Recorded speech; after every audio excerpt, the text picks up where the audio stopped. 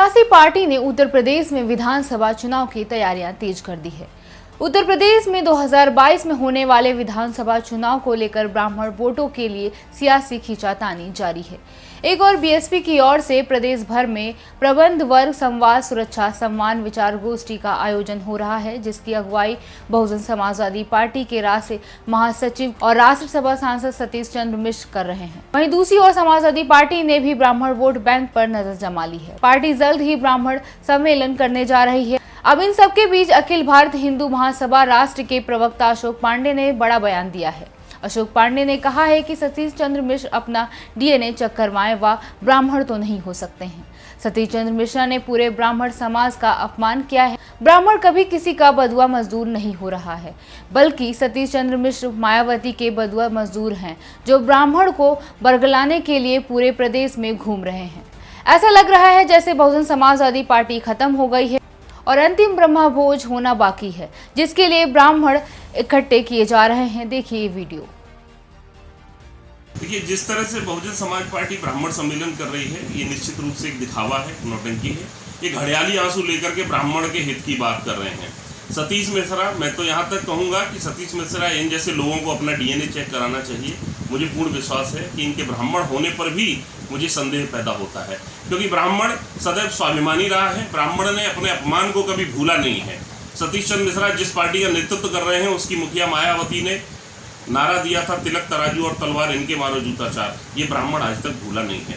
ब्राह्मण हमेशा सम्मान को सूद समेत वापस करता है और अपमान को अपने दिल में बिठा के रखता है। मौका आने पर उसका जवाब भी देता है। तो ब्राह्मण बुद्धिजीवी है। ब्राह्मण किसी का बधुआ मजदूर नहीं रहा। सतीश चंद्र मिश्रा आज बहुजन समाज पार्टी और उनकी मुखिया के बधुआ मजदूर हैं। सत्ता में जब थे तब इन्होंने कितना ब्राह्मणों का हित किया था, तब कितने ब्राह्मणों के इन्होंने घर बनवा दिए थे, कितने गरीब ब्राह्मणों का इन्होंने भला किया था। अपनी मालकिन की चप्पलें साफ कर करके जो आगे बढ़े हों, ऐसे लोगों के बहकावे में ब्राह्मण आएगा?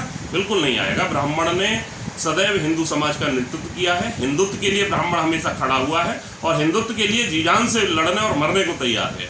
हमारे नेता पंडित मदन मोहन मालवीय जी, जिन्होंने अखिल भारत हिंदू महासभा की स्थापना की, ब्राह्मण शिरोमणि थे।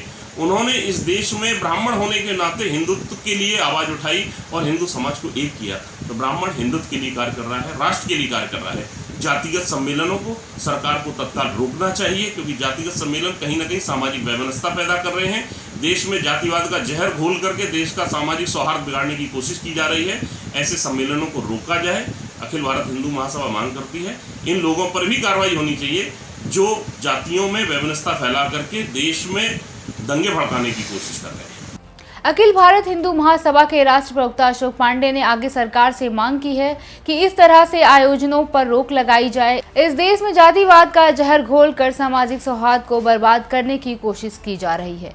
मायावती, जो कभी ब्राह्मणों को मंच पर खड़े होकर गाली दिया करती थी, जो कहती थी कि तिलक तलवार तराजू और तलवार इनको मारे जूते, चार ब्राह्मण क्षत्रिय वैश्य का अपमान करने वाली पार्टी के पदाधिकारी आज प्रदेश में ब्राह्मणों की हितैषी बनकर मगरमच्छ वाले आंसू बहा रहे हैं। ब्राह्मणों ने सदैव हिंदुत्व की बात की है, हिंदुत्व का साथ दिया है और हिंदुत्व रक्षा के लिए अपने प्राणों का बलिदान देने के सदैव तत्पर हैं।